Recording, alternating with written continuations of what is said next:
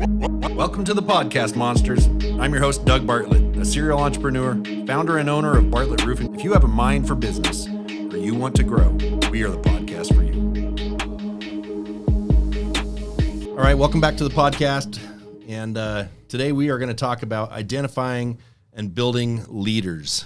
Here with Roman Burlo today. I just want to recognize Roman as one of the biggest leaders in our company here. He's on our leadership team, and something I recognized about Roman is his ability to read people and understand people and understand their motivation. When did you recognize that? When we first met? Not immediately, no. You fly under the radar a lot, I think, for most people as far as that goes. But after having worked with you for the first year, it became obvious that you understand people's motivations, and you understand them quickly.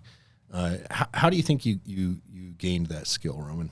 I really want to make sure that whoever I'm communicating with, that whatever I said is actually understood on the other side. Too many examples in my life that I thought of that I could see where I said one thing, but somebody thought I said another, right? Or I'm trying to express my thoughts, but they're not even on the same page as me. And so when it comes down to reading people, I really just started just watching and looking and listening to everything somebody's saying to see if they got it, right? And there's so many different cues and gestures that somebody can give you if they don't understand you, if they're not like on the same page or wavelength.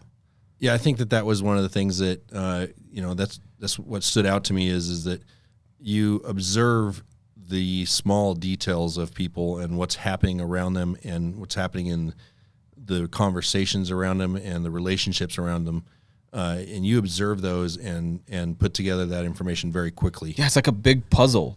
It's interesting you talk about it. It's like a really big puzzle. If you're really listening and paying attention to people's lives, all these little things come together and can give you a story. It's funny, my wife and I talk about it, and she'll come home one day and she'll be like, guess what?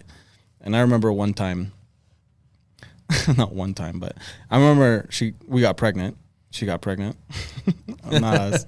She got pregnant, and she comes home and she's like all like stressed out and worried that, I'm going to be all like upset and worried, or maybe like worried about anything, this future of ours, because she's pregnant now, right? And we just got married, and we were planning on waiting for like 3 or 4 years to have kids. And so she comes home and she stands right in front of me, and she's got this look on her face, and she goes, I need to tell you something. And I was sitting at the couch at that time, and I just stopped everything I was doing, and I was looking at her for a little bit, and it just took a few seconds because she didn't say anything, and she's like, I just need to tell you something. And I look at her and I said, you're pregnant, aren't you? And her eyes just got so big. She goes, how in the world did you know? I go, you've been acting really weird lately. You know that? And just the way that you're asking me of what you want to tell me is just telling me that there's something you're worried about, and it sounds like you're pregnant. Yeah, the small clues. And I think you're better at that discernment than I am. And it's funny because I actually took a spiritual gifts test one time, and discernment is one of my leading strengths in spiritual gifts. It's like the number one thing is discerning people, and I think that you're actually... Maybe the spirit took it back. I don't want you to have it anymore. He's like, I don't want it. Well, I appreciate discernment. I think that's a powerful skill, because if you can understand people and you can discern what's going on in their head and in their motivation, and the small clues, the things that, the small physical gestures, the body language that you pick up on, the small tone changes that you pick up on, that power of discernment can go a long ways in getting to the core of what somebody needs and what you need to give to them as a leader, and what they can provide as a leader as well. It's true. And it's not just watching people, right? And it's not just listening. In order to be able to, I think, get discernment, you have to have information. You have to be able to collect information, right? And you have to be able to see the information if you're trying to read body language and things.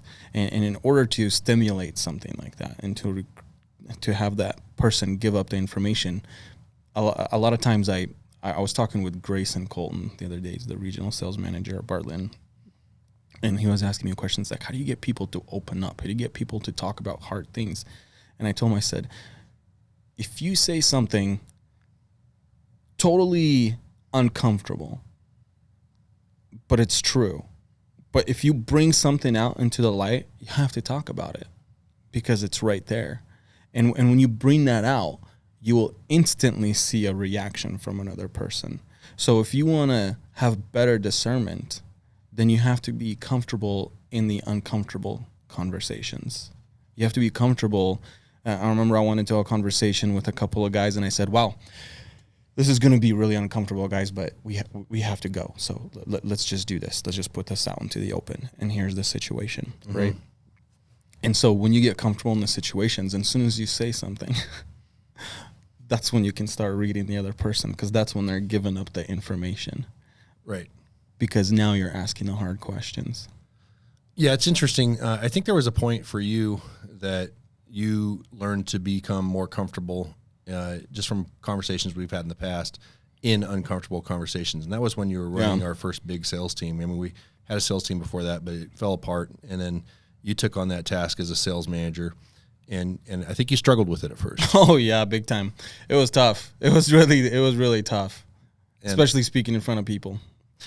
Yeah, but there was a point where you sat down and in your one-on-ones, you learned to be able to have an uncomfortable conversation, and you learned to become comfortable with it. How did that happen for you? You know, because I'm responsible for a task, and I'm responsible to succeed, and I take ownership of that, right? And because I am a leader, I have to take ownership of the people that are following me, the people that I intend to lead. And so because I take ownership of that, I need to know why something is or is not working. I need to know that. And so it created the necessity for me to ask the hard questions, because I needed to know the right answer.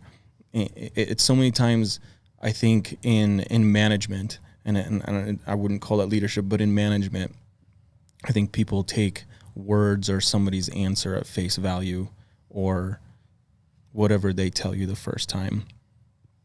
I learned that most people will protect themselves. You know, they'll hide shame, they'll hide embarrassment, they'll hide all those things because they're difficult to talk about. It's difficult to bring out into the light. And by making people comfortable and bringing that out into life, you really get to know what's going on underneath by just asking the hard question and making them feel comfortable and talking about it. And the one-on-ones in the sales industry, that helped me to really learn where the person was right there at the time, so we can have a conversation about it, so we can have a mental breakthrough, so they can go out there and do what they need to do next. Because most of the time, it's not a physical hindrance that's keeping them from success. It's a mental hindrance. And that whatever that mental hindrance is, once they start talking about it and it's not such a big deal anymore, then they'll go move forward. So it's not really that I'm being a magician. Being able to have discernment with people is being able to really ask the uncomfortable question and making the other person comfortable in answering. Yeah. I think it's also just your being able to perceive that answer through their body language and not just their words, through their tone of voice and not just what they're saying. Yes. Right? I think that, on the topic of, identifying and building leaders, one of the things that I try to look for, and I've learned, and I think gotten better at is that strong leaders need to not be fearful.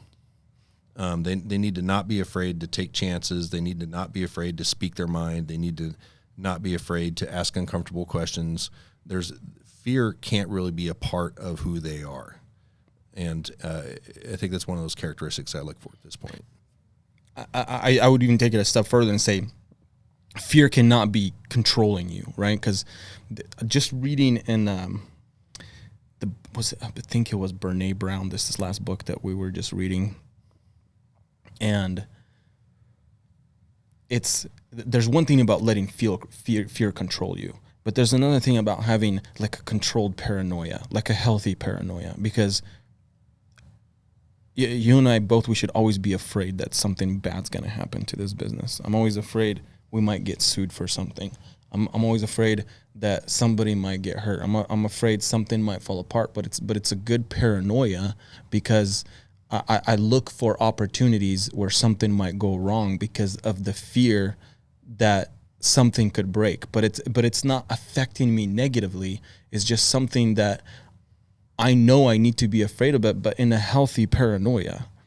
She was talking about specifically, I think, about Bill Gates when she brought it up. Well, Bill Gates says, man, I'm terrified all the time. I'm terrified my business isn't going to go under. I'm terrified of this. But because I'm the one that's always crazy and thinking about these things, my business is not going under. Right. My relationships are not going under, and they're not failing because I'm not letting that fear make me incapable of controlling what I need to do. It's just showing the things that could happen if I don't do the right things. Yeah, that's a really interesting point because what you're saying is very defining for me personally.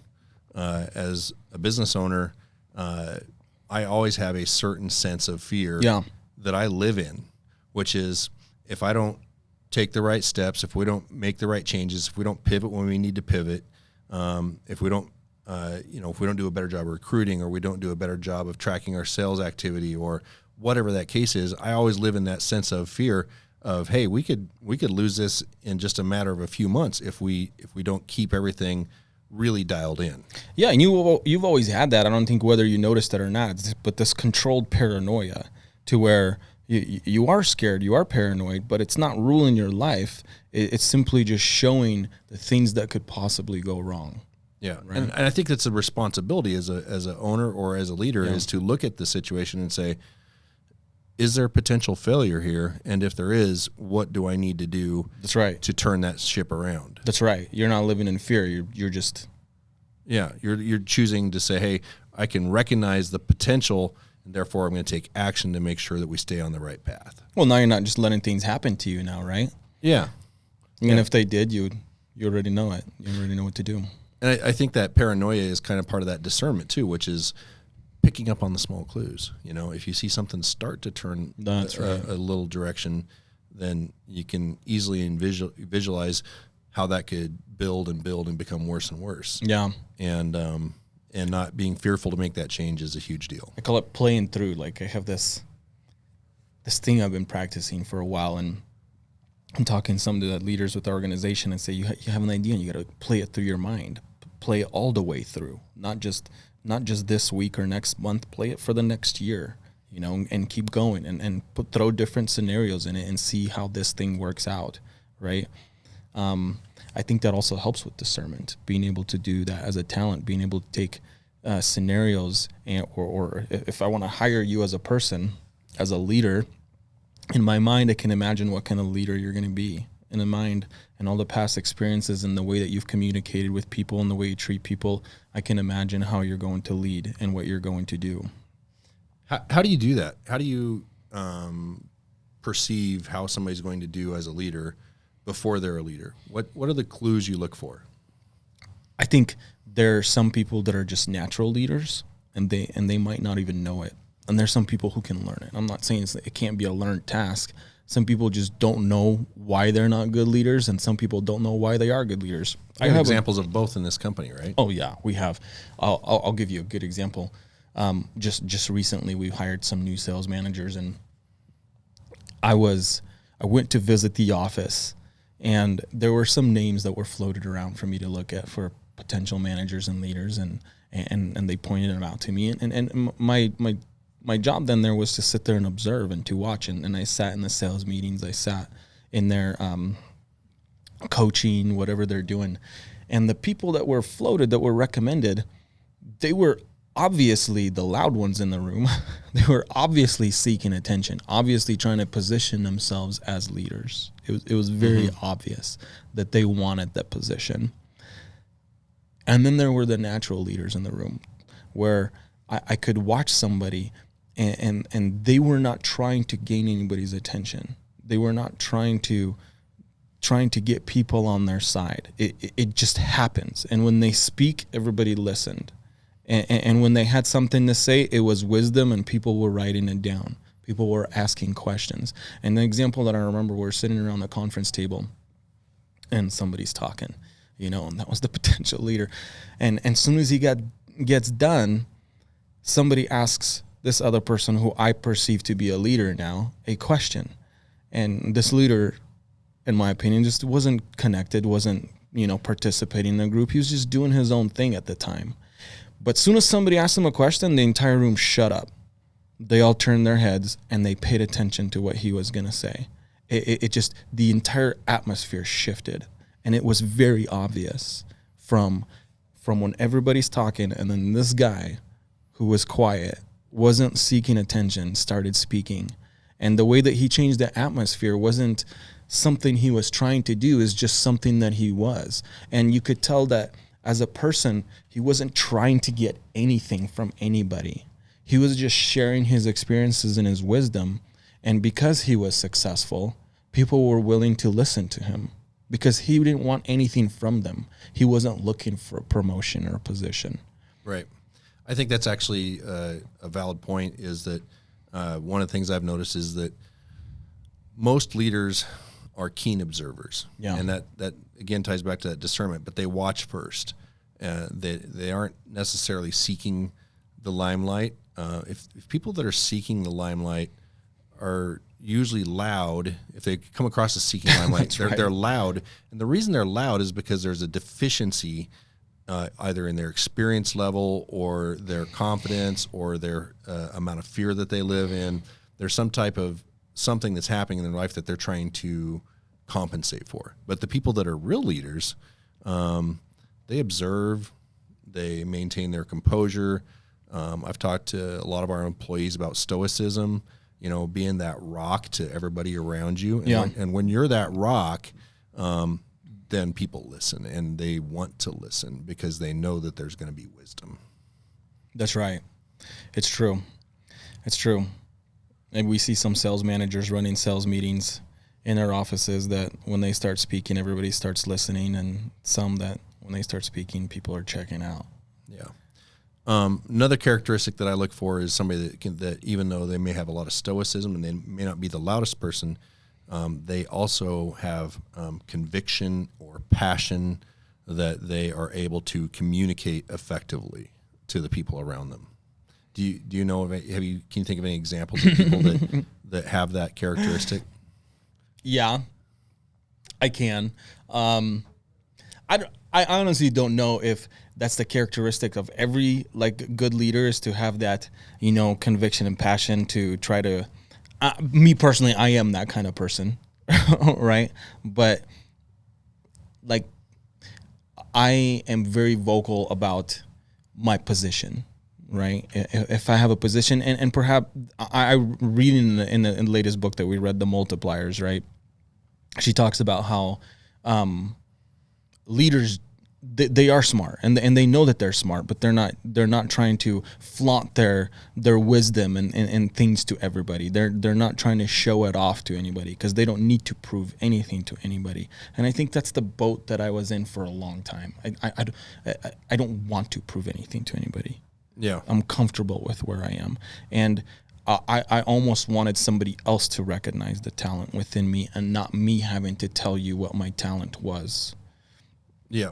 We have a sales manager in one of our markets, and before he became a sales manager, I was speaking with the regional, and he's floating his name to me, and I said, "That's interesting you mentioned that person. I haven't seen him do anything leadership-wise or based."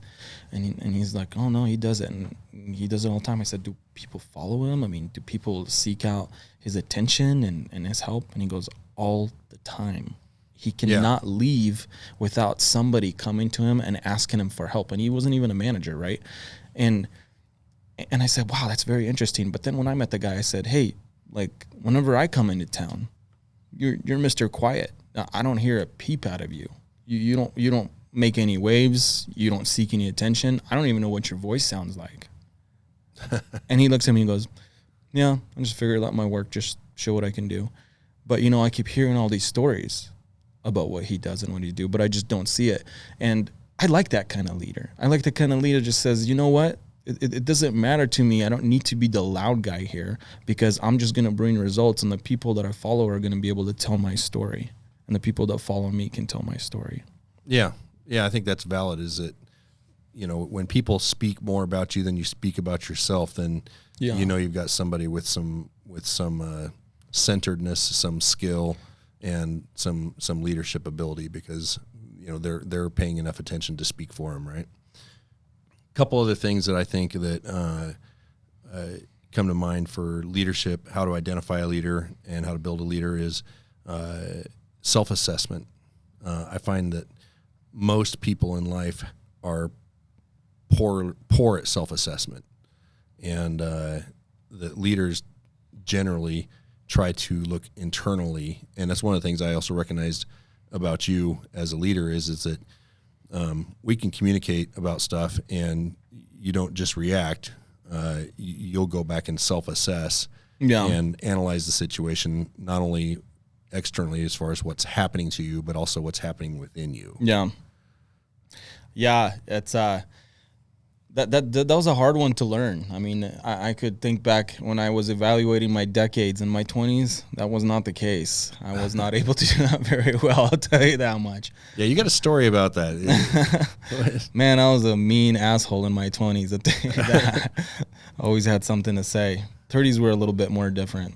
Yeah. I mean, I remember you told me a story about how somebody just told you one day, dude, you're just an asshole. Yeah. And how did that happen? What happened? It was just like, we're hanging around downtown, and the thing with me is I enjoyed the argument. I enjoyed somebody coming up and trying to challenge me verbally or mentally, right? And it was like my gift to be able to put you down.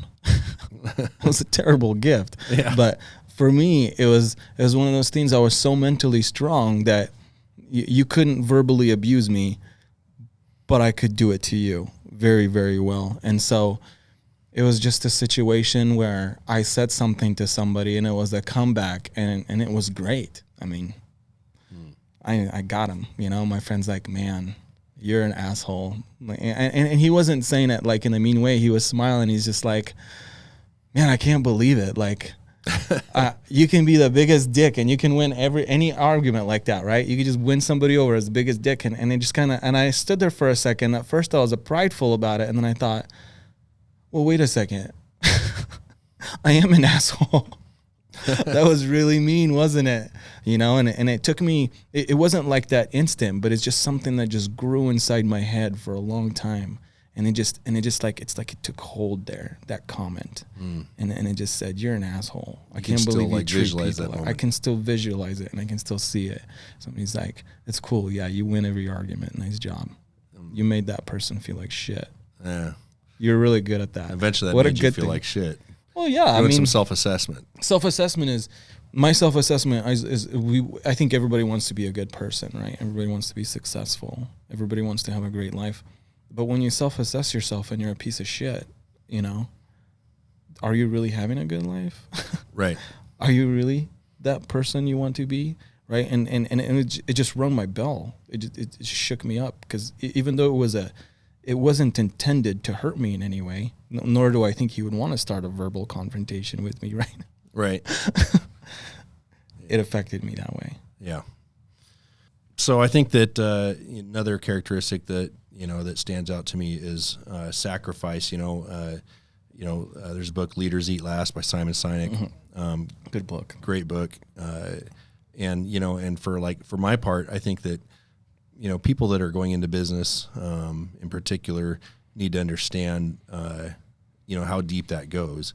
If you're going to build a big and successful business, you have to give it everything. For my part, for the first 5 years that this company was in existence, I was not the highest paid employee. I know. Yeah. And you have to look at it and say, is my vision big enough and long enough and strong enough for me to persist to pay somebody that works for me more than I'm paying myself? And I think to a lot of people, they would say that's ridiculous. But for me, my vision was big enough to say, no, I'm going to keep putting in. I'm going to keep putting in everything I can and only taking out what I have to. And so, so at first at the very first, I drove my dad's beater truck, and then I bought a $4,000 truck, and that was a win for me. But I wasn't going out and financing the newest, nicest rig. That didn't happen until after being in business for 6 years. Yeah. You know, they did a study. Gosh, I don't remember what it was, but they did a study on kids. And then so you have IQ, right? Intelligent quotient, and you can measure that. Mm-hmm. And you can't change that, right? Your IQ. Right. That's it. You're either blessed or you're not, right?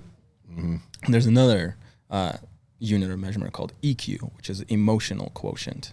And they can measure that too. And you can change that, as a matter of fact. An emotional quotient deals with delayed gratification and how well you deal with delayed gratification. And the way that they tested it with kids was they put a piece of marshmallow, just one marshmallow on a paper plate, set it in front of the kid, and they go, hey, listen, you take a kid who's under 7, 8 years old, and you put a marshmallow in front of them, and they're like, oh, man, yeah, baby. Yummy. I'm going to eat that bad boy. But you put one on that plate, and they put one, and they said, listen, we're going to leave the room for 5 minutes. We'll be back in 5 minutes. If you eat this marshmallow, it's okay, but you're not getting any more marshmallows. But if you don't eat this marshmallow, when we come back in 5 minutes, you're going to get a plate full of marshmallows. But it's okay if you eat this one, but you're not going to get any more. For 5 minutes, for a kid is eternity, right? Yeah. Sitting in front of a marshmallow the whole time. And you just see these kids just agonizing, they're like, some kids turning away from the marshmallow, and some kids, as soon as the guy adult leaves the room, this sucker, it's my marshmallow. Gone. But that's the emotional quotient, to be able to measure delayed gratification, to be able to see the future and feel it and live in it and know that the future, the gratification of waiting is going to be better than getting what you got right now. Because you could have paid yourself. Right. It's not that you couldn't. You could have got yourself a new boat or a truck, probably like the 2nd, 3rd year into the business. You really could have. Sure. But then you probably wouldn't have been this big. Right. The delayed gratification is what I think opens up your mind to new possibilities, to take you to the next level, right, of success, whatever that is. Yeah, I think the longer you can delay your gratification and the more you can delay it, then that gives you that much more leverage to leverage up with. And for me as a business owner, it's only appropriate for me to significantly take money from the business at a rate that won't significantly impact the business. And so for the first 5 years, me taking more than a basic salary, I felt would have significantly impacted the business. It would have limited the rate that I could continue to build at. Oh, no doubt that it would. And so instead of, taking that money, I just chose, I'm going to just keep putting in, and only taking out as little as I can until I get to a point where it no longer matters, right? And then when it gets to a point where it no longer matters, at a certain level, because there's certain things that I'm not going out buying jets right now, but the fact is, it is on my plans to buy a jet in 2 to 3 years, right? Because I'm going to continue to put in as much as possible until I get to that point where most people never get, because I'm willing to live with that delayed gratification. That's right.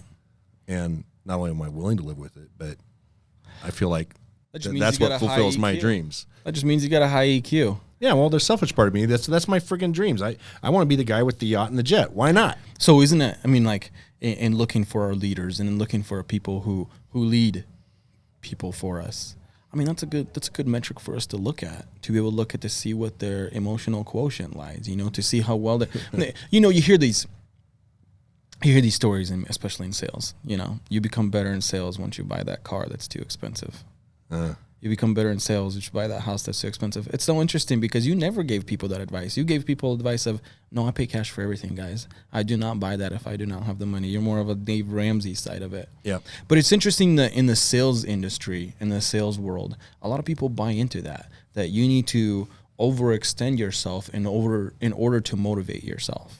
Yeah. Right? Whereas you're quite opposite. You are delaying your gratification in order to motivate yourself. Well, it gives me something to work for. Well, isn't that interesting that successful people do that and non-successful people take the other example, right? No, it's very true. So you take I want to look good and smell good now and work hard to have that, or you can work hard and have it better later. Yeah. For me, that's the one more little bit nicer, whatever, right now doesn't motivate me near as much as being the best and being able to provide not only for myself, but for the closest people around me to be able to join me on that highly successful journey, because there's a lot of average out there. And, I don't want to live in average. That's not a dream for me. That's just average. And even in looking back and hiring leaders and managers and things for the business, and it was, you can think back and you can remember all the people that we hired that do have a high EQ, right? That were able to sacrifice in order to get later on. You can see the people that aren't here were not.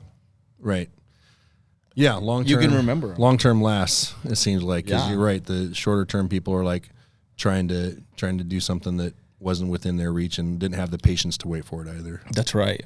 So that's right. All right. Well, Roman, what's a takeaway that you would, as far as identifying and building leaders, how would you wrap that up? What's a nugget that you would give to our listeners? After just sitting here in this conversation, I was just thinking that, paying closer attention to that emotional quotient and just paying closer attention to how people live their personal lives, I guess, in that way, in helping me choose a leader. Because if I see somebody that their personal life has become in shambles, right, and disorder and no delayed gratification, all those things, is probably not going to be a good leader, because that's how he approaches everything, and that's how he would approach his work life as well, right? So I think my takeaway is, in order to be a good leader, you have to be patient. You have to be able to wait and not take the first prize that comes around. Look for door number 3. What I mean? Keep waiting. There's something better behind the other door, right? If you're just patient. I totally agree with that, but I would add to that, find people that have discernment, that are able to observe the small details and that don't live in fear. Yeah. And, find people that are willing to step out and say, hey, I can do this, and they're not living in the fear of what ifs. Well, what if I do something and I'm going to get in trouble for this? What if I, forget that. Find people that can discern the small clues, let go of the fear, and take chances, and have good emotional intelligence to back that up. Yeah. So, all right. Well, thanks, monsters. Like I said before, if you haven't already done it, like and subscribe, and have an awesome kick-ass day.